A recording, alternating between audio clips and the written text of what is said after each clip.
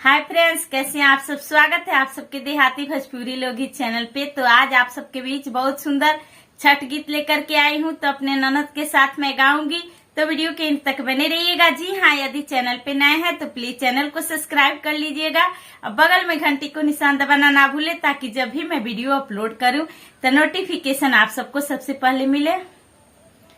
छोटी मोकी धोबिन हो बिटिया के लंबी लंबी केस, छोटी मोकी धोबिन हो बिटिया के लंबी लंबी केस, लुगा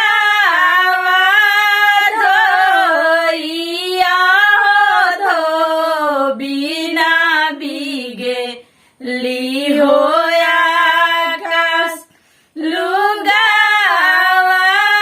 धोइया धो बिना भीगे, ली हो आकाश। सुतल जगतारन हो माइया, उठेली हो चिहा।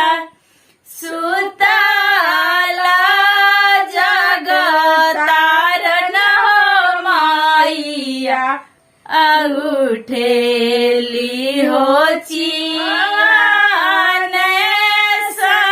संकटिया धो बिना बीगे, लू हो आकाश।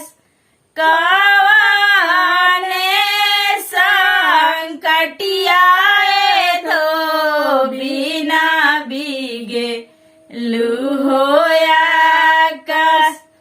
खूटावा मर गैया हो नई के धाना, वहाँ में हो